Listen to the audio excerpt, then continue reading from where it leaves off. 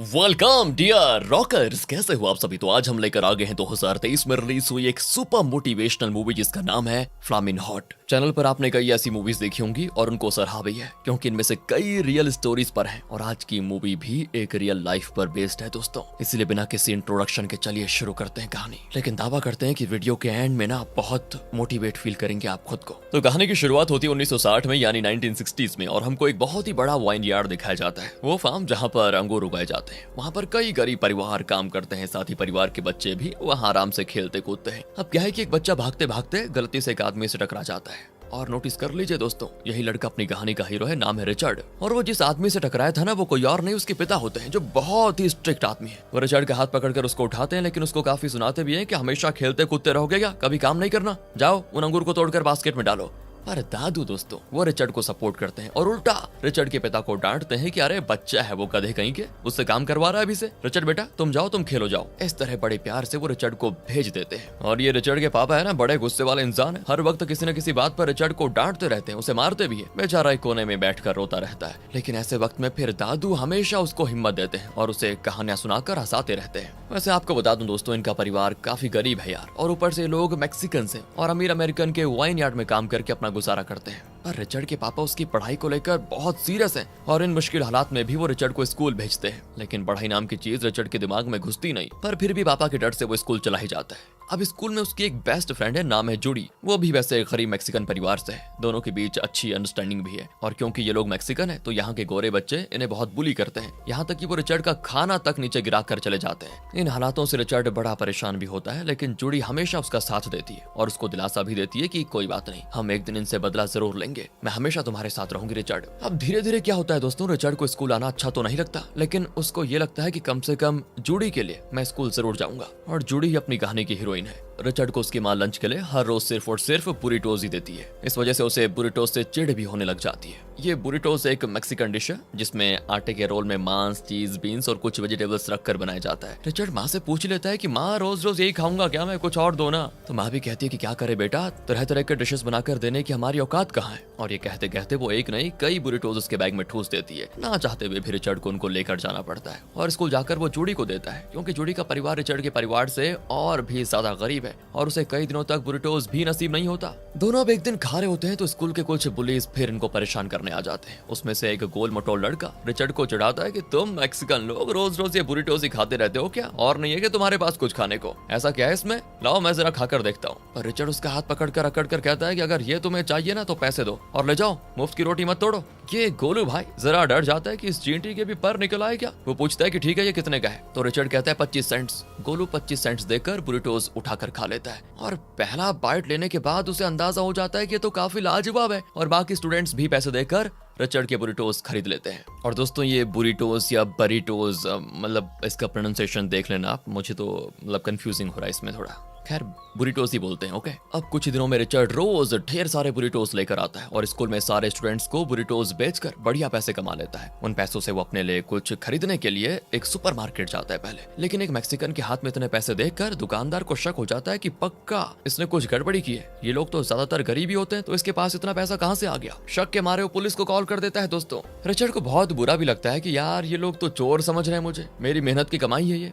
बचपन में जब इस तरह की घटनाएं होती हैं तो मन मस्तिष्क पर उसका काफी बुरा असर भी पड़ता है और लाइफ लॉन्ग एक दर्दनाक याद बनकर रह जाता है। रिचर्ड के साथ भी ऐसा ही होता है दोस्तों। और जब वो बड़ा होता है तो बुरी संगत में पड़कर चोरी, नशीला पदार्थ बेचना, इस तरह के काम करने लगता है। जैसे कि ये काफी नहीं था, उसके साथ मिलकर जूडी भी वही सब करने लग जाती है। इनका अपना एक गैंग भी होता है। 1970 का जमाना और रिचर्ड और जूडी के रिश्ते से जूडी प्रेग्नेंट हो जाती है। वो रिचर्ड से कहती है अब हमें ये गलत काम छोड़ देना चाहिए, कोई ढंग की नौकरी करके अपने बच्चों को पाल लेंगे हम। लेकिन रिचर्ड उसकी नहीं सुनता और अपने गैंग के साथ मिलकर वही काम जारी रखता है, जिसकी वजह से उसको जेल में भी बंद कर दिया जाता है। एक बार कोर्ट में केस चलता है। उस वक्त क्या था कि मैक्सिकन्स के बारे में गलत राय रखते थे लोग, उन्हें गोरे लोग अपने से कम और नीचा समझते थे। पुलिस वाले भी सेम मैक्सिकन्स को ज्यादातर टारगेट ही करते थे, उन पर हमला तक करते थे, जिसमें कई मैक्सिकन्स मारे गए। अब गोरों के इस रवैये का मैक्सिकन कम्युनिटी ने एकजुट होकर विरोध किया और कई मैक्सिकन्स पर लगे झूठे इल्जाम और गलत सजाएं रद्द कर दी गई। तो ऐसे में जज कहते हैं कि तुमने जो जुर्म किया है उसे माफ करके तुमको एक और मौका देने का सरकार ने तय किया है, लेकिन याद रखना इसके आगे अगर तुम एक छोटी सी भी गलती करते हो और तुम पर केस हुआ तो जिंदगी भर जेल की सजा काटनी पड़ेगी। अब रिचर्ड भाई साहब भी यहाँ से सुधर जाने का फैसला कर लेते हैं। उसके गैंग के फ्रेंड्स उसको वापस बुलाते हैं, लेकिन अब रिचर्ड उनके साथ नहीं जाता।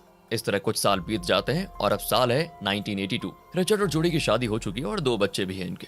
एक तो बहुत ही छोटा बच्चा है और एक बड़ा बेटा भी है। रिचर्ड के पास फिलहाल कोई ढंग की नौकरी भी नहीं है, कोई छोटा मोटा काम करके वो अपना परिवार चला रहा है, लेकिन घर में पैसों की बहुत तंगी है दोस्तों। एक दिन क्या होता है कि अचानक फ्रिज बंद हो जाता है, खराब हो जाता है और इसे ठीक नहीं किया गया तो जो खाना उसमें रखा गया है वो खराब हो जाएगा और आने वाले दिनों में इनके पास खाना तक नहीं रहेगा। रिचर्ड को थोड़ा इलेक्ट्रिकल काम वगैरह तो आता था और वो फ्रिज को ठीक करने की कोशिश में लग जाता है। तब उसका बेटा आकर जूडी को अपना फटा शू दिखाता है और कहता है कि माँ, शू फट गया, मुझको नया चाहिए। अब नए शूज के पैसे कहाँ होंगे इनके पास, इसलिए जूडी बबल गम चिपकाकर शू को सील कर देती और कहती है कुछ दिन तो चल जाएगा। अब घर में थोड़े पैसे लाने के लिए जूडी भी कुछ न कुछ करती रहती है, घर पर ब्रेड वगैरह बनाकर उन्हें बेचती है। रिचर्ड ठीक से स्कूल नहीं गया, लेकिन जूडी ने पढ़ाई बढ़िया की थी। वो रिचर्ड के लिए एक बढ़िया रिज्यूमे रेडी करके देती है। रिचर्ड उसके कई कॉपीज बनाकर हर जगह अपना रिज्यूमे देकर नौकरी मांगता है। कहता है कि मैं कोई भी काम करने को तैयार हूँ, आपके घर के जूठे बर्तन धोने को तैयार हूँ, सब कुछ चलेगा मुझे, बगीचा संभालने का काम हो तो भी चलेगा, साफ सफाई का हो, कुछ भी मैं कर लूंगा। अब क्या था ना दोस्तों, उस वक्त रोजगार मिलना बड़ा मुश्किल था और वो भी एक मैक्सिकन को काम मिलना बहुत ज्यादा मुश्किल। अब एक दिन क्या होता है कि रिचर्ड के बेटे का शू फिर से जवाब दे जाता है और वो एक कार पर पैर रखकर बबल गम को फिर से चिपकाने की कोशिश करता है, लेकिन तब बबल गम उस कार पर चिपक जाता है और वो कार होती है अमेरिकन की और वो उस बच्चे को मैक्सिकन मैक्सिकन कहकर काफी डांटता भी, बहुत ही खराब शब्दों का इस्तेमाल करता है उसके प्रति। रिचर्ड और जूडी को बहुत गुस्सा आता है, लेकिन वो अपना गुस्सा गोरों को दिखा नहीं सकते ना, वरना इन पर फिर से कोई कार्रवाई हो जाएगी। जूडी कहती है हम कितने दिन इस तरह सड़क पर नोटिस देते हुए ब्रेड बेचते हुए गुजारा करेंगे, तुम अपने पापा से बात करो ना, वो जिस कंपनी में काम करते हैं शायद वहीं तुम्हें कोई नौकरी दिला दें। अब वैसे दोस्तों रिचर्ड तो अपने पापा से मिलना तक नहीं चाहता, क्योंकि वो रिचर्ड से बात ही नहीं करते, और वो इसीलिए कि रिचर्ड ने पढ़ाई नहीं की और गलत काम किया बचपन से लेकर अभी तक, मतलब एक गैंगस्टर हो गया था वो। फिर भी अपने परिवार की खातिर रिचर्ड को नौकरी की सख्त जरूरत होती है और वो अपने परिवार को लेकर चला जाता है पापा से मिलने के लिए। रिचर्ड के दादाजी की तो पहले मृत्यु हो चुकी थी, बताना भूल गया मैं आपको, लेकिन माँ उनको देखकर बड़ी खुश होती है और उन्हें खाना बनाकर भी देती है। किसकी माँ? अरे रिचर्ड की माँ दोस्तों। सब खाते हैं लेकिन रिचर्ड चुप बैठा होता है। फिर आते हैं पापा जी, लेकिन हमेशा की तरह उसको लेक्चर देते हैं कि मैंने गरीबी में भी तुम्हें स्कूल भेजा, तुम्हें एक जिम्मेदार इंसान बनाने की कोशिश की, लेकिन तुम गैंगस्टर बन गए, नशीले पदार्थ बेचने लगे, अपनी जिंदगी बर्बाद कर दी तुमने इन सबके पीछे। 2 वक्त का खाना नहीं खिला पा रहे हो तुम अपने परिवार को, तभी तो अपने परिवार को लेकर यहाँ आ गए मेरे पास मुफ्त की रोटी तोड़ने के लिए, शर्म आनी चाहिए तुमको। सारी बातें सुनने के बाद रिचर्ड भी गुस्से में उठकर बाहर चला जाता है, क्योंकि पापा बस अपनी बात करते रहे। रिचर्ड को तो उन्होंने पूछा भी नहीं, ना ही उसे बात करने का मौका दिया, ये जानने की कोशिश भी नहीं की कि वो असल में यहाँ क्यों आया है। बस अपनी भड़ास निकालते रहे रिचर्ड पर। रिचर्ड भी फैसला कर लेता है कि बस हो गया खत्म, अब नौकरी के पीछे भागना बेकार है, इसीलिए मैं अपना वापस अपने पुराने धंधे पे लौट जाऊंगा। फिर वो अपने गैंगस्टर फ्रेंड से मिलने जाता है और ये देखिए ये है टोनी, जो फिलहाल इस गैंग का लीडर है। असल में टोनी एक कंपनी में काम करता है, दिन भर वहाँ काम करके रात को वो नशीला पदार्थ बेचता है और ये इलीगल गैंग चला रहा है इस तरह ये। और वो ये काम इसीलिए कर रहा है क्योंकि उसकी माँ को कैंसर है और उनके इलाज के लिए बहुत ज्यादा बड़ी रकम की जरूरत है, जो कि उसको जॉब से नहीं मिल सकती। एंड इस गैंग की एक और खासियत है कि ये पूरी गैंग ही मैक्सिकन है। ये सब जानकर रिचर्ड कहता है कि यार अगर तुम्हें नौकरी मिल सकती है तो मुझे तो बड़ी आसानी से मिल जाएगी, मुझे अपनी कंपनी में कोई काम दिला देना। असल में टोनी फ्रिटो ले नाम की एक बहुत बड़ी कंपनी की फैक्ट्री में काम करता है, जो कि चिप्स वगैरह बनाती है। वो कहता है कि यार मैं खुद वहाँ पर क्लीनर का काम कर रहा हूँ, मुझे मतलब मैं तुझे नौकरी क्या दिला पाऊंगा, हाँ पर तुम चाहो तो खुद कंपनी में आकर एप्लीकेशन फॉर्म भरो, शायद तुम्हें काम मिल जाए। रिचर्ड वैसा ही करता है, लेकिन फॉर्म इंग्लिश में होता है और रिचर्ड को इंग्लिश ठीक से आती ही नहीं, वो सिर्फ स्पेनिश जानता है। इसलिए वो उस फॉर्म को घर लेकर आता है और सोच में पड़ जाता है कि अब करूँ क्या। तभी जूडी आती है और काफी खुश नजर आती है, क्योंकि उसे किसी स्टोर में छोटा सा काम मिल गया था। वो फॉर्म को देखकर कहती है अबे गधे, पहले क्यों नहीं बताया कि ये नौकरी का एप्लीकेशन है, तुम्हें इंग्लिश नहीं आती तो क्या हो गया, मुझे तो आती है, मैं भर देती हूँ इसको। लेकिन उसमें एजुकेशनल क्वालिफिकेशन मांगा होता है और रिचर्ड ने तो स्कूल की पढ़ाई भी पूरी नहीं की थी। तो जूडी कहती है अबे बस इतनी सी बात के लिए मुंह लटका कर बैठे हुए हो, एक काम करती हूँ मैं अपने हाई स्कूल का नाम लिख देती हूँ और अपनी एजुकेशनल क्वालिफिकेशन लिख देती हूँ, वो लोग चेक थोड़ी ना करेंगे वैसे भी। फिर रिचर्ड उस एप्लीकेशन को ले जाकर फ्रिटो ले कंपनी में देता है। उसका इंटरव्यू लिया जाता है एक सुपरवाइजर के द्वारा, जिसका नाम है लोनी। एप्लीकेशन देखकर वो कहता है कि अच्छा तो तुम भी उसी स्कूल में पढ़े थे क्या? मैं भी उसी स्कूल का स्टूडेंट था। तुम्हें वो प्रिंसिपल याद है, एकदम खड़ूस, मुझे तो बहुत चिढ़ थी उससे।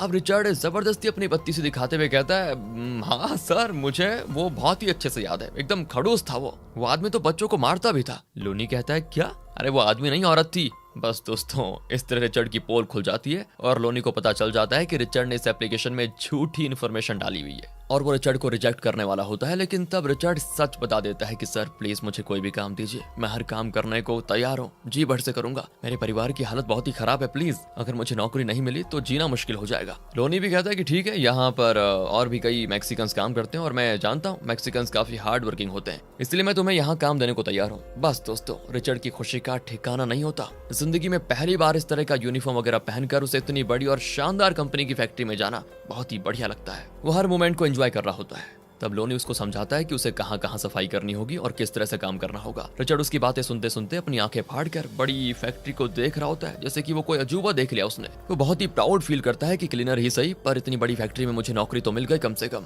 पर लोनी एक और बात कहता है कि देखो, काम एकदम परफेक्ट होना चाहिए, कोई भी गलती हुई तो काम से निकाल दिए जाओगे। रिचर्ड बड़े जोश के साथ कहता है कि अरे आप देखते रहना सर, मैं ऐसी सफाई करूंगा कि यहाँ का फर्श क्या, मशीनें भी चमचमा कर चमकती रहेंगी। तो लोनी कहता है ठीक है, ज्यादा ड्रामा करने की जरूरत नहीं है, मैं भी देखता हूँ तुम यहाँ कितने दिन टिक पाते हो। अब लोनी के जाने के बाद रिचर्ड अपना काम शुरू कर देता है। बहुत ही डेडिकेशन के साथ काम करता है वो हर चीज में, और काम करते करते इतनी खुशी उसको मिलती है ना कि पूछो मत। उसका साथी कहता है कि अबे इतना उछल क्यों रहा है, अगर सब कुछ इतना फास्ट करेगा ना तो ज्यादा काम देंगे लोग, फिर दिक्कत हो जाएगी, धीरे धीरे कर काम को। लेकिन नहीं, रिचर्ड तो अपनी ही धुन में मस्त है और बहुत ही जी जान से सफाई करता है, क्योंकि लाइफ में पहली बार यूनिफॉर्म वगैरह पहनकर काम करने का उसको मौका मिला है। जब रिचर्ड घर आता है ना तो जूडी कहती है, पता है मैं तो भगवान से प्रार्थना कर रही थी कि वो काम तुम्हें पसंद आ जाए, और एक बात बताओ तुम्हारा पहला दिन कैसा गया। जूडी को भगवान पे भरोसा तो था, लेकिन अपने हीरो को सिर्फ खुद पे भरोसा है, वो भगवान को नहीं मानता। अगले दिन भी वो उसी जोश के साथ फैक्ट्री में काम करता है, लेकिन अपने काम के अलावा उसको ये जानने में भी बड़ा इंटरेस्ट होता है कि ये मशीनें चलती कैसे हैं और इनमें से चीटोस और चिप्स बनकर निकलते कैसे हैं। तो वो एक मशीन ऑपरेटर जिसका नाम कैरसन है उससे मशीन्स के बारे में पूछता है, लेकिन यहाँ पे क्लीनर्स को सबसे नीचे दर्जे का माना जाता है, उसी तरह उनके साथ बर्ताव भी किया जाता है।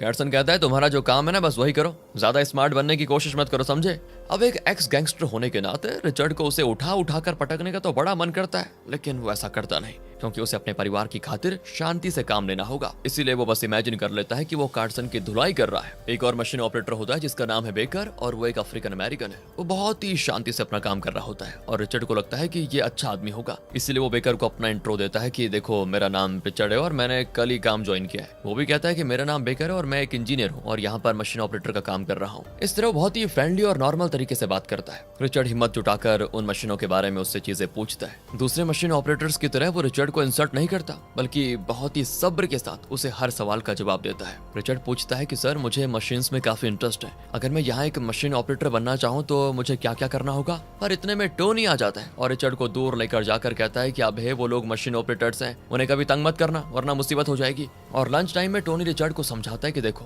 यहाँ के एम्प्लॉयज को अलग अलग दर्जों में बांटा गया है। सबसे ऊंचे दर्जे पे हैं ये 4 लोग जो एक साथ बैठकर खा रहे हैं। ये लोग हैं प्लांट मैनेजर्स, इन्हें सबसे ज्यादा सैलरी भी मिलती है और ये ऐश करते हैं लोग, ना इन्हें मेहनत का कोई काम करना पड़ता और ना ही इन्हें कोई टेंशन होती। अगर कोई टेंशन होती भी है तो उसको ये लोग अपने से निचले दर्जे के फ्लोर मैनेजर्स पे थोप देते हैं। इन फ्लोर मैनेजर्स को भी बढ़िया सैलरी मिलती है, लेकिन प्लांट मैनेजर से कम। ये लोग अपना वर्क प्रेशर थोपते हैं अपने से निचले दर्जे के मशीन ऑपरेटर्स पर। ये 4 हैं यहाँ के मशीन ऑपरेटर्स, इनमें से एक है बेकर। इनके बाद आते हैं चौथे दर्जे के एम्प्लॉयज जो कि सुपरवाइजर्स हैं, और उनसे भी नीचे आते हैं हम लोग जो ये ब्लू यूनिफॉर्म पहनकर काम करते हैं, मतलब सबसे नीचे हैं हम लोग। लेकिन यहाँ पे अगर कोई समझदार इंसान है तो वो सिर्फ बेकर है जो यहाँ 15 साल से काम कर रहा है, लेकिन आज तक उसको एक भी प्रमोशन नहीं दिया गया। बेकर की काबिलियत और एक्सपीरियंस के हिसाब से उसे प्लांट मैनेजर बन जाना चाहिए था, लेकिन ये लोग उसको आगे बढ़ने नहीं देते, सिर्फ इसीलिए कि वो अफ्रीकन अमेरिकन है। लेकिन फिर भी पिछले 15 साल से बेकर अपना काम बहुत ही डेडिकेशन और जिम्मेदारी के साथ निभा रहा है। आज जो लोग वो प्लांट मैनेजर बने बैठे हैं ना, उन सब ने बेकर से काम सीखा था, क्योंकि बेकर जैसा इंटेलिजेंट आदमी यहाँ पर कोई नहीं है।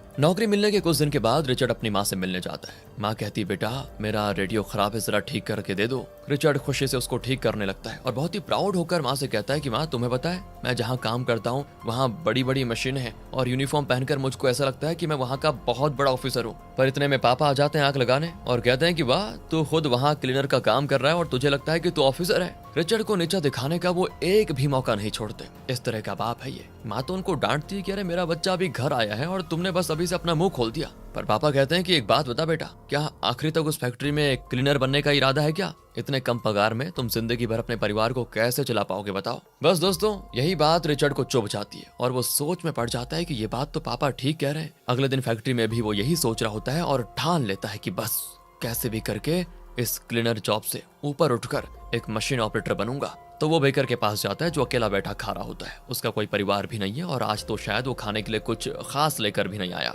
सिर्फ सूप ही पी रहा होता है। तो रिचर्ड उसको सेम वही चीज बुरिटोस देता है। बेकर भी उसको ले लेता है, लेकिन खाने से पहले रिचर्ड से पूछता है कि क्या तुम्हें मुझसे कोई फेवर चाहिए, क्योंकि मुझे लग रहा है तुम ये चीज देकर मुझ पे मस्का लगा रहे हो। रिचर्ड कहता है नहीं सर, मैं मस्का क्यों लगाने लगा, बहुत छोटी बात है एक, मैं जिंदगी भर क्लीनर बनकर नहीं रहना चाहता, मुझे मशीनों के बारे में बहुत जानना है, तो क्या आप मुझको सिखाएंगे। शुरू में तो बेकर थोड़ा सोचता है और रिचर्ड उदास होकर जाने लगता है। तब बेकर कहता है ठीक है आ जाओ, मैं सिखाऊंगा तुम्हें। बस ये सुनने की देरी थी कि रिचर्ड की खुशी का ठिकाना नहीं होता और उसके पास वो बैठ जाता है। उसके बाद जब भी बेकर मशीन ऑपरेट करता है, रिचर्ड उसके पास खड़ा होकर कई डाउट्स पूछ लेता है और एक छोटे से नोटबुक में उसके एक्सप्लेनेशन भी लिख लेता है। वो देखता है कि लेज मतलब वो चिप्स बनकर निकलते हैं तो उनमें से कुछ काले हो चुके थे, लगता है जल गए। रिचर्ड पूछता है इन जले हुए लेज को क्या करते हैं, तो बेकर बताता है कि इन्हें मशीन खुद ही बाहर फेंक देती है। रिचर्ड कहता है अच्छा, बिल्कुल उसी तरह जैसे गोरे लोग ब्लैक अमेरिकन को बाहर कर देते हैं। उसकी इस एक बात से बेकर को समझ आ जाता है कि उसकी ही तरह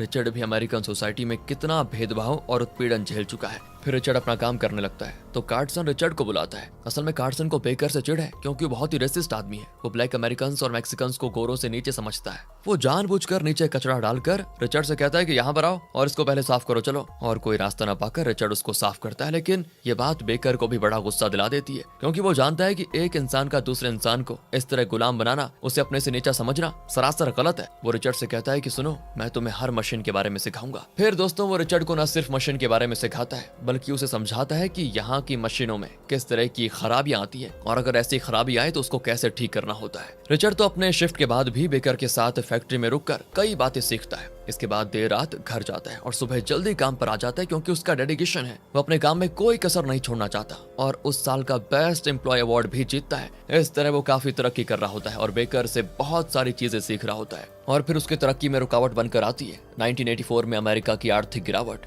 बेरोजगारी बहुत ज्यादा बढ़ जाती है, पैसों की सर्कुलेशन कम हो जाती है, खाने की कमी, इन्फ्लेशन जैसी कई समस्याएं आम जनता को पीड़ित करके रख देती हैं। जब खाने को खाना नहीं, हाथ में पैसा नहीं, तो कौन खरीदेगा ये चिप्स वगैरह। इस वजह से 1984 से लेकर 1992 तक फ्रीटो ले कंपनी में कोई तरक्की नहीं होती, उल्टा भारी नुकसान चल रहा होता है। इस वजह से लगभग 8 साल रिचर्ड उस कंपनी में क्लीनर के दर्जे से जरा भी ऊपर नहीं उठ पाता। अक्सर ढेरों लोगों को नौकरी से निकाल दिया जाता है। तो ऐसे माहौल में फ्रीटो ले हेड ऑफिस में एक मीटिंग होती है और ये जो बीच में बैठा है ना, यही है फ्रीटो ले कंपनी का सीईओ, नाम है रॉजर एंड्रिको। यही था पेप्सिको कंपनी का सीईओ जो एक बिलियनियर था। लेकिन अब जिस दौर से कंपनी गुजर रही है उसे मुनाफे के रास्ते पर ले जाने के लिए ही ये मीटिंग बुलाई गई है। रॉजर से निचले लेवल पर जो ऑफिसर्स हैं उनमें आपस में कई मतभेद होते हैं और लगभग लड़ाई भी चल रही होती है। लेकिन रॉजर फैसला करता है कि फिलहाल कंपनी में सबसे ज्यादा डिप्रेस्ड और परेशान अगर कोई है तो वो है निचले दर्जे पे काम करने वाले वर्कर्स। उनकी हिम्मत बढ़ाना मेरी जिम्मेदारी है, इसलिए मैं उनको एक मोटिवेशनल स्पीच देना चाहता हूँ। उसकी स्पीच की वीडियो फ्रीटो ले के हर ब्रांच में दिखाई जाती है, लेकिन यहाँ कोई उसकी बात सुनना तो दूर, टीवी की तरफ भी नहीं देखता। रिचर्ड लोनी से पूछता है कि ये किस बारे में बात कर रहे हैं। लोनी कहता है कि कंपनी के सीईओ अक्सर इस तरह की स्पीचेस देते हैं और वो टीवी पर दिखाया जाता है, पर हमें इन बड़े लोगों की बातों से क्या लेना देना, हम तो बस अपना काम करते रहते हैं। ये कहकर लोनी चला जाता है और रिचर्ड भी देखता है कि उसके अलावा कोई और टीवी देख ही नहीं रहा। लेकिन रिचर्ड के लिए रॉजर एक बहुत बड़ा इंस्पिरेशन है क्योंकि रॉजर ने बहुत ही कम उम्र से काम करना शुरू कर दिया था। उसके घर के हालात ठीक नहीं थे, वो एक बॉटलिंग प्लांट में काम करता था और एक पॉइंट पर वो घर जाकर कुकिंग पैंस वगैरह बेचा करता था। इस लेवल पर पहुंचने के लिए रॉजर ने बहुत मेहनत की थी, तो रिचर्ड भी उसी की तरह छोटी सी शुरुआत करके उस जैसी सफलता पाना चाहता है। वो बड़े ध्यान से रॉजर की बातें सुनता है और क्योंकि रिचर्ड के अलावा कोई उसको देख नहीं रहा होता है तो रिचर्ड को लगता है जैसे रॉजर पर्सनली उसी से बात कर रहा हो। उसे ये सुनाई देता है कि देखो रिचर्ड, ये हमारी कंपनी है, ये कंपनी हमारे हाथ से निकल ना जाए, इसीलिए ये जरूरी है कि तुम खुद को एक सीईओ की पोजीशन पर रख कर सोचो कि कंपनी को फिर से ऊपर उठाने के लिए तुम क्या करोगे। खुद से ये सवाल करो, तुम्हें जो जवाब मिलेगा उसी से कंपनी आगे बढ़ेगी। इस कंपनी को फिर से जिंदा करना तुम्हारी जिम्मेदारी है। इसके बाद रिचर्ड रॉजर की स्पीच के बारे में 24 घंटे सोचने लगता है। फिर शाम को बच्चों को पार्क में लेकर जाता है जहां वो उन्हें कौन से बने चीटोस खरीद कर देता है जिसमें स्पाइसेस वगैरह डाले होते हैं और उसको सॉस के साथ खाया जाता है। दोनों मजे से खाते हैं, लेकिन छोटा बेटा चिल्ला देता है कि पापा ये तो बहुत तीखा है। रिचर्ड कहता है कि देखो अगर बहुत तीखा है तो फेंक दो ना, उसको जबरदस्ती खाने को किसने कहा तुमसे, फेंको उसको। और वो कहता है ये तीखा तो है लेकिन टेस्टी बहुत है, एक बार खाने से बार बार खाने का मन करता है पापा। यहाँ दोस्तों ये सुनकर रिचर्ड के दिमाग में एक बत्ती चलती है। फ्रीटो ले में जो चिप्स और चिटोस बनाए जाते हैं वो तीखे नहीं होते। वो सोचता है अगर मैं थोड़े मैक्सिकन मसाले इसमें ऐड करूं और उनको थोड़ा तीखा बना दूं तो शायद लोगों को पसंद आ जाए और इस तरह से हमारी कंपनी डूबने से बच जाए। तो वो घर आकर जूडी को ये बातें बताता है, लेकिन जूडी कहती है जिस दिशा में फ्रीटो-ले कंपनी जा रही है मुझे नहीं लगता कि कुछ हफ्तों के बाद तुम्हारी नौकरी वहां रहेगी। ऐसे में अगर तुम अपना आइडिया लेकर मुश्किल से सीईओ तक पहुंच भी गए और मान लो कि उसको ये आइडिया पसंद भी आ गया, फिर भी तीखा फ्लेवर वाला चीटोस बनाकर उसे मार्केट में लाकर उन्हें बेचकर जब तक कंपनी मुनाफा कमाएगी उसमें कई महीने लग जाएंगे और तब तक बिना नौकरी के हम करेंगे क्या? मेरी मानो वापस अपने पापा से अपने लिए नौकरी की बात करो। रिचर्ड तो साफ इंकार कर देता है, लेकिन जूडी जैसे तैसे उसको मनाकर उसे उसके पापा के सामने ले जाकर खड़ा कर देती है। लेकिन पापा को तो आप जानते हैं हमेशा की तरह उसको ऐसे शब्द बोलते हैं जैसे कि बातों से वो रिचर्ड को अपने पैरों तले कुचल रहे हो। अब तक जो रिचर्ड उनकी बातें सुन रहा था ना दोस्तों, उसे आ जाता है गुस्सा और वो अपनी भड़ास उन पर निकाल देता है कि बचपन से लेकर अभी तक आपने मुझे नालायक, निकम्मा, गुड फॉर नथिंग कहकर सच में मुझे नालायक जैसा फील करवा दिया है। मेरी जिंदगी बर्बाद है तो वो सिर्फ और सिर्फ तुम्हारी वजह से पापा। पर यहाँ भी पापा रुकते नहीं, कहते हैं कि तुम जो हो ना वही तो मैं कह रहा हूँ। जल्दी तुम्हारी नौकरी चली जाएगी और तुम्हारी पत्नी का तुम पर से विश्वास उठ जाएगा। वो जरूर तुम्हें छोड़कर चली जाएगी, इसलिए तो तुम्हें मेरे पास लेकर आई है वो नौकरी की भीख मांगने के लिए। अब तो जूडी से भी बर्दाश्त नहीं होता दोस्तों और कह देती है आपके इस आधार पर कह रहे हैं कि मैं उसको छोड़कर चले जाऊंगी। बड़े बुजुर्ग हैं आप, इसलिए मैं चुप रही, लेकिन अब और नहीं, आज कहती हूँ आप कान खोलकर भी सुन लीजिए, मैं मरते दम तक रिचर्ड के साथ रहूंगी, क्योंकि आप अपने बेटे को जितना जानते हैं उससे कई गुना ज्यादा मैं उसे जानती हूँ। वो आपसे कई गुना ज्यादा इंटेलिजेंट और काबिल भी है।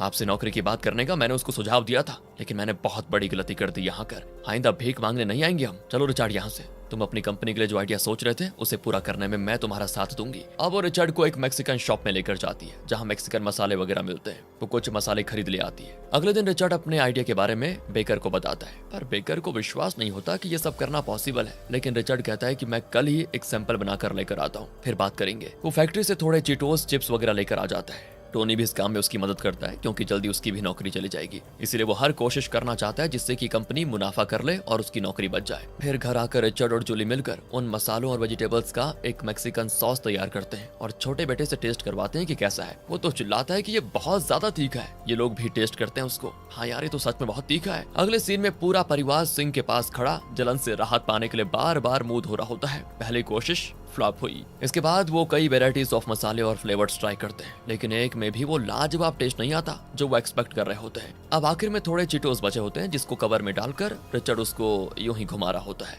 और तब उसको एक आइडिया आता है कि उन सॉसेस से चीटोस बनाने की बजाय अगर चीटोस के ऊपर ही ऊपर इन मसालों को कोट किया जाए तो कैसा रहेगा। अब वो चीटोस को फैन कवर में डालकर उसमें मसाला डालकर उसको रोटेट करता है तो आखिर उन्हें इस तरह के चीटोस मिलते हैं जो ऊपर से तीखा होता है लेकिन तीखापन अंदर नहीं उतरा होता और उसका टेस्ट होता है एकदम अलग। वो फिर चुटकू से टेस्ट करवाते हैं तो वो फिर चिल्लाता है कि तीखा है। वो पूछते हैं कि सिर्फ तीखा या फिर टेस्टी भी है। एंड अब वो स्माइल करके कहता है टेस्टी तीखा है पापा, दोनों है इसमें। पापा उस दिन पार्क में जो हमने खाया था ना बिल्कुल वैसा टेस्टी है। पूरा परिवार झूम उठता है। अब इनको ये सैंपल सीईओ तक पहुंचाना होगा। अगले दिन रिचर्ड फैक्ट्री जाता है तो टोनी और कुछ और लोगों को नौकरी से निकाल दिया गया था। तो वो लोनी को अपने सैंपल के बारे में बताता है और कहता है कि प्लीज किसी भी तरह सीईओ रॉजर तक मेरी बात पहुंचा दीजिए। लेकिन लोनी उम्मीद ही खो चुका था और कहता है कि तुम्हें क्या लगता है वो एक क्लीनर का आइडिया सुनेंगे कभी? जाओ यार अपना काम करो, पता नहीं कंपनी कब बंद हो जाएगी। इस तरह डिस्करेज करके वो चला जाता है। उस रात रिचर्ड चुपके से फैक्ट्री में जाता है और एक प्लांट मैनेजर के कमरे में घुसता है जहां रॉजर के सेक्रेटरी का होता है नंबर। उसे नोट करके अगले दिन वो चुपके से ऑफिस रूम में जाता है और उस नंबर को कॉल करता है। सेक्रेटरी पूछती है आप कौन है?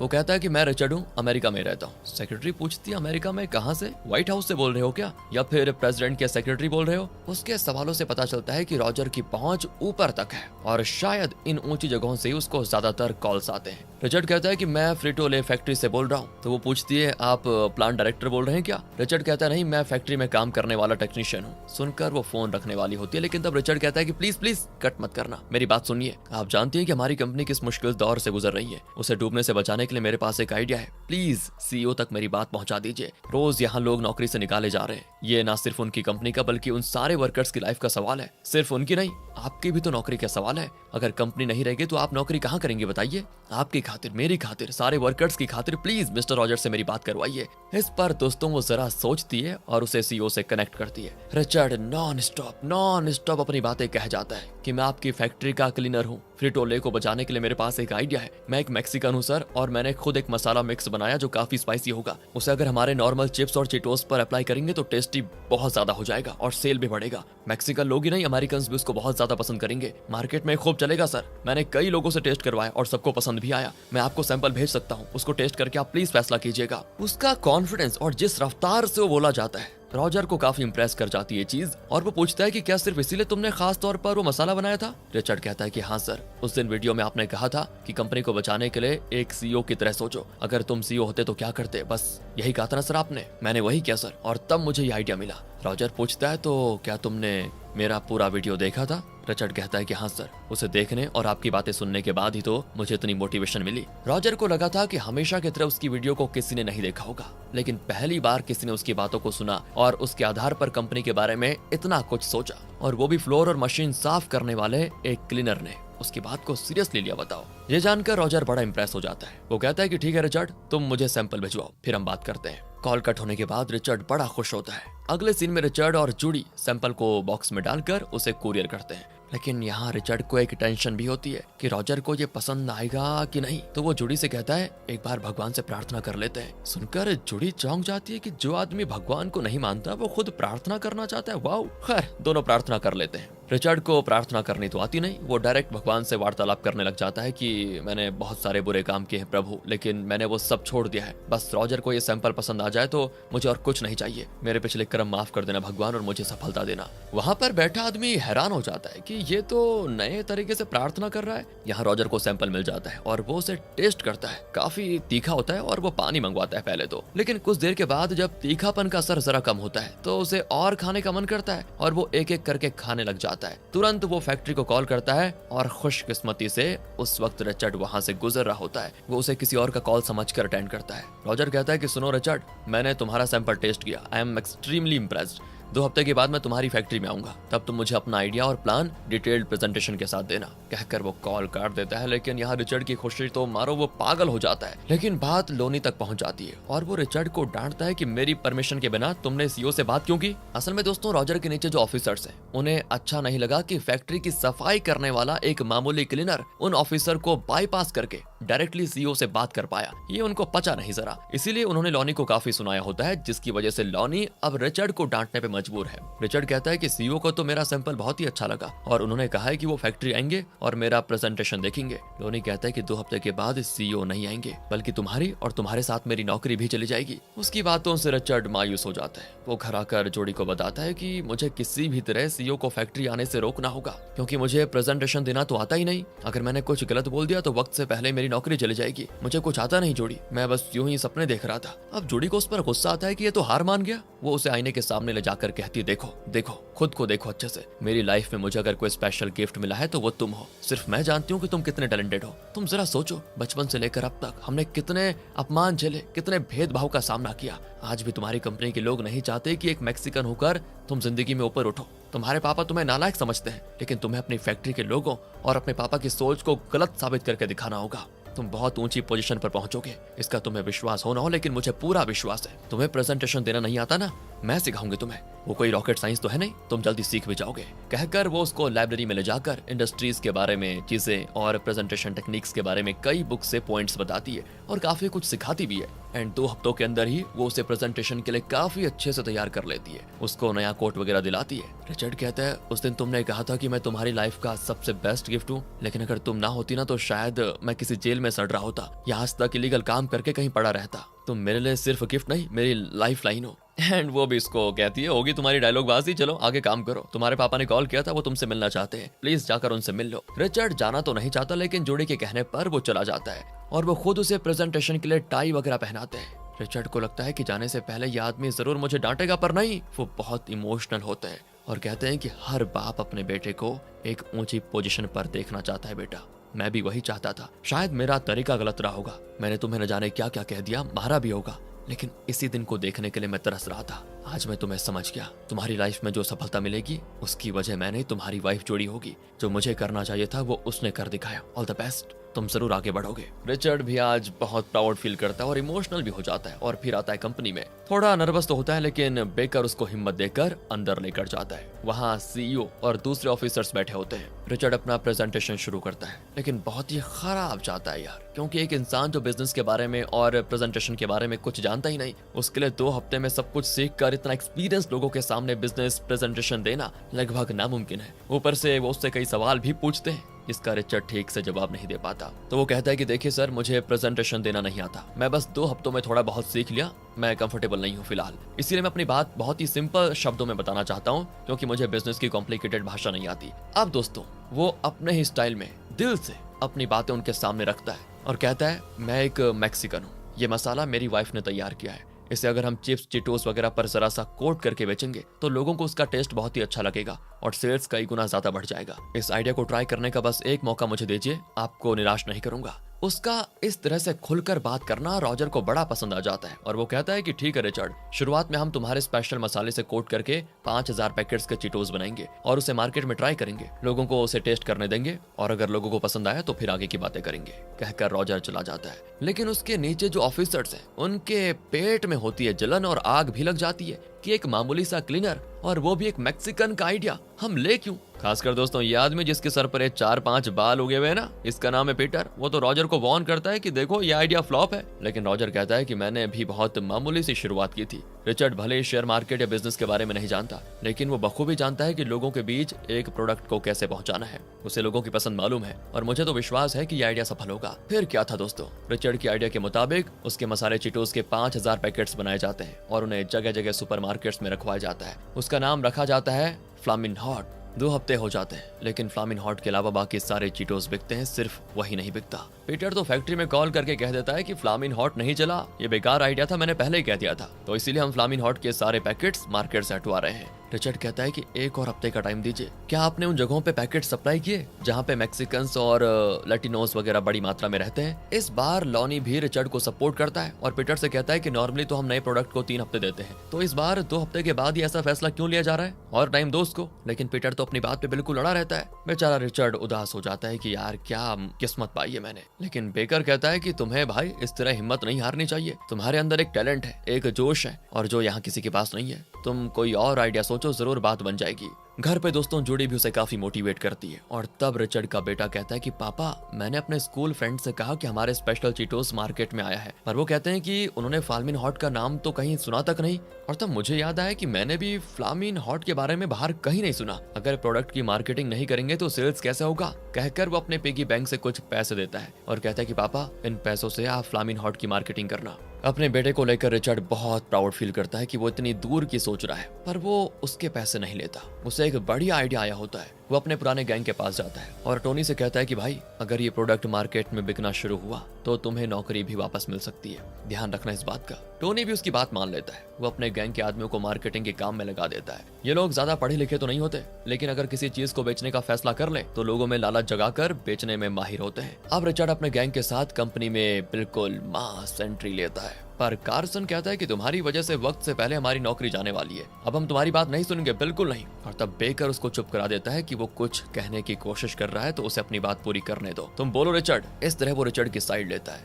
अब रिचर्ड कहता है कि देखो भाइयों, मैं अपने लिए नहीं बल्कि सबकी नौकरियां वापस लाने के लिए ही इतनी कोशिशें कर रहा हूँ। अगर फ्लामिन हॉट हिट हुआ तो किसी की भी नौकरी नहीं जाएगी और जिनकी नौकरी चली गई उन्हें उनकी नौकरी वापस भी मिल जाएगी, इसी में सबकी भलाई है। कार्सन भी रियलाइज करता है कि रिचर्ड अब सही है और सब मिलकर काम करने का फैसला करते हैं। वो 5000 पैकेट्स जो बिके नहीं थे उन्हें गाड़ी में लोड करके उन जगहों पर लेकर जाते हैं जहां लोग बड़ी मात्रा में इकट्ठा होते हैं, खासकर जहां बच्चे होते हैं वहां, और सब मिलकर उन पैकेट्स को फ्री में लोगों को बांटते हैं, क्योंकि उन चीटोस को खाकर अगर उन्हें उनका टेस्ट पसंद आ गया तो वो जरूर मार्केट में जाकर उसको खरीदेंगे और बार बार खरीदेंगे। इसके बाद और 5000 पैकेट्स बनवाए जाते हैं और उन्हें भी शहर में जगह जगह इस तरह फ्री में दिया जाता है। कुछ दिन के बाद फ्लामिन हॉट के लिए मार्केट में एक डिमांड पैदा हो जाती है और लोग हर सुपरमार्केट में उसी को ढूंढ ढूंढ कर खरीदते हैं। इसके लगभग दोस्तों 1 ही हफ्ते के अंदर फ्लामिन हॉट की सेल्स इतनी ज्यादा बढ़ जाती है कि बात रॉजर तक पहुंच जाती है। पीटर की तो हो जाती बोलती बंद और रॉजर उससे कहता है कि तुमने तो रिचर्ड को सिर्फ एक मामूली क्लीनर समझा था ना, लेकिन देखो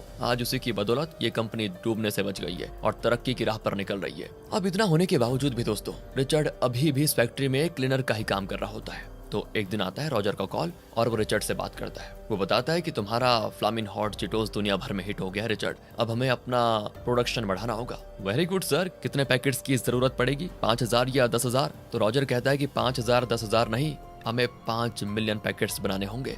रिचर्ड हिल जाता है, 5 मिलियन? रॉजर कहता है कि हाँ, दुनिया भर में फ्लामिन हॉट की डिमांड इतनी बढ़ चुकी है कि ये भी शायद कम पड़ जाएंगे। ओके सर, ओके कहकर वो कॉल को एंड करता है, लेकिन उसके अंदर खुशी का भंडार फूट जाता है। अब यूजुअल चीटोस और चिप्स का प्रोडक्शन रोक दिया जाता है और हर फैक्ट्री में सिर्फ और सिर्फ फ्लामिन हॉट चीटोस तैयार होने लग जाते हैं और अब उन्हें और भी ज्यादा वर्कर्स की जरूरत होगी और वो वर्कर्स जिन्हें नौकरी से निकाल दिया गया था उन सबको वापस बुला लिया जाता है। और दोस्तों, रिचर्ड भाई साहब अब एक क्लीनर नहीं बल्कि एक सुपरवाइजर के दर्जे पर काम कर रहे हैं। एक दिन एक कॉल आता है और बेकर बहुत खुश दिखता है। वो रिचर्ड से कहता है कि आखिर मैं प्लांट मैनेजर बन गया, जिसे मैं कई साल से डिजर्व कर रहा था। वो रिचर्ड को थैंक करता है क्योंकि अगर रिचर्ड ना होता तो शायद ये कंपनी बंद हो चुकी होती और बेकर कभी भी प्लांट मैनेजर नहीं बन पाता। रिचर्ड उसे भी बधाई देता है और पूछता है कि क्या मेरे बारे में कुछ कहा उन्होंने? मैं बहुत दिनों से मशीन ऑपरेटर बनना चाह रहा था, मैंने उस पोजीशन के लिए अप्लाई भी किया था। बेकर कहता है कि सॉरी यार, उस बारे में तो कोई बात हुई नहीं, लेकिन हिम्मत मत हारना, जरूर तुम्हें वो मिलेगा जो तुम डिजर्व करते हो, कहकर वो चला जाता है।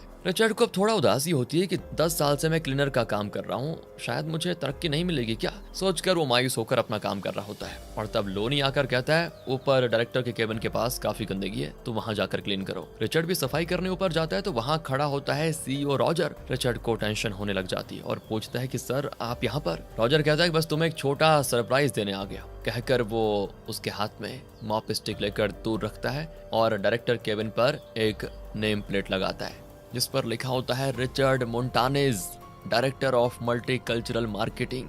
ये इस प्लांट के प्लांट मैनेजर से भी दोस्तों ऊपर की पोजीशन है। अब रिचर्ड इस प्लांट का डायरेक्टर है। इतनी बड़ी पोजीशन और जिम्मेदारी उसे सौंपी थी रॉजर ने क्योंकि उसे रिचर्ड पर बहुत विश्वास हो गया था। रॉजर भी सोचता था कि इसने मेरी तरह छोटी शुरुआत की और अपनी मेहनत से ये पोजीशन डिजर्व की है।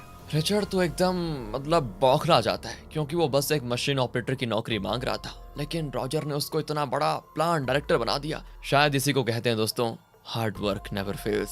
बाकी लोग भी पहले से जानते थे, लेकिन उन्होंने उसको बताया नहीं क्योंकि वो सब उसको सरप्राइज देना चाहते थे। अब सभी उसको खूब चीयर करते हैं। टोनी, बेकर, लोनी, कार्सन सब उसको बधाई देते हैं क्योंकि वो सब जानते हैं कि उसने कितना स्ट्रगल किया और कितनी मेहनत और लगन के बल पर वो इस पोजीशन पर पहुंचा। रिचर्ड अपने उसी गंदे ब्लू यूनिफॉर्म में ही डायरेक्टर्स केबिन के अंदर जाता है। वो लाइफ में उस पड़ाव पर पहुंच गया दोस्तों जहां पर वो हमेशा से पहुंचना चाहता था और वो भी अपनी मेहनत और टैलेंट के बल पर। वो खुद के बारे में बहुत प्राउड फील करता है और वो ये खुशखबरी अपनी वाइफ जोड़ी के साथ शेयर करने के लिए उसे पहले कॉल करता है। तो वो एक स्टोर रूम में काम कर रही होती है और खबर सुनकर वो भी बेचारी टूटकर रो पड़ती है, खुशी से। खुशी के मारे उसके मुंह से शब्द नहीं निकलते। रिचर्ड और जोड़ी ने बहुत बुरे दिन देखे थे यार, और अब जोड़ी इसीलिए खुश है कि उनकी लाइफ में सच में सुबह हो गई और आने वाले दिन जरूर अच्छे होंगे। दोनों ही रो रहे होते हैं और एक दूसरे के साथ अपनी खुशी शेयर करते हैं। यहाँ से दोस्तों कई साल के बाद रिचर्ड को दिखाते हैं जो अब प्लांट डायरेक्टर नहीं बल्कि अपने हार्ड वर्क डेडिकेशन के बल पर फ्लामिन हॉट ब्रांड का सीईओ बन चुका है। इतना ही नहीं, मैक्सिकन लैटिनो मार्केट्स का वो किंग माना जाता है। वो बड़े बिलियनर्स में गिना जाता है। वो जोड़ी के साथ किसी रेस्टोरेंट में खाना खाता है और बाहर आते हुए वो स्टाफ को टिप्स भी देता है। और यहाँ उसके वॉइस ओवर में बताया जाता है कि किसी के काम के आधार पर उसे मामूली मत समझना। एक मामूली नौकर, एक मामूली वेटर, एक मामूली सफाई कर्मचारी, एक मामूली पेंटर, एक मामूली माली, इस तरह किसी के काम के आधार पर उस पर मामूली का ठप्पा कभी मत लगाना, क्योंकि ना तो कभी कोई काम मामूली होता है और ना ही कोई इंसान। किसी को मामूली समझना आपकी बेवकूफ़ी है, क्योंकि जिसे आप मामूली समझते हैं उसमें इतिहास को भी बदल देने की क्षमता होती है। और सबसे ज़रूरी बात, खुद को भी कभी मामूली मत समझना। अगर कुछ करना चाहते हो तो उसे करने की क्षमता तुम में पहले से होती है, बस उसे पहचानने की देरी है। रिचर्ड के इसी मोटिवेशनल बात के साथ ये मूवी यहाँ पर ख़त्म होती है और आखिर में दोस्तों असली रिचर्ड को दिखाते हैं जिसकी लाइफ पर यह मूवी आधारित है। रिचर्ड लैटिनो मार्केटिंग का गॉडफादर माना जाता है। उसकी बनाई हुई फ्लामिन हॉट चीटोस $1 बिलियन कमा चुकी थी और 2019 में रिचर्ड रिटायर हो गया और 48 साल से रिचर्ड और जोड़ी साथ है। मूवी में 2 बेटे दिखाए गए थे, लेकिन उसके बाद उनका एक और बेटा हुआ। रिचर्ड जहां भी स्पीच देता है तो ये बताना कभी नहीं भूलता कि मेरी वाइफ जोड़ी ही मेरे लिए सबसे खास, सबसे बड़ी है, उसके बिना मैं कुछ नहीं हूँ। बाकी दोस्तों आप बताइए आपको क्या लगता है, वीडियो अच्छी लगी हो, एक्सप्लेनेशन अच्छा लगा हो तो लाइक कीजिएगा, चैनल को सब्सक्राइब, ध्यान रखिए अपना, एंड थैंक्स फॉर वॉचिंग।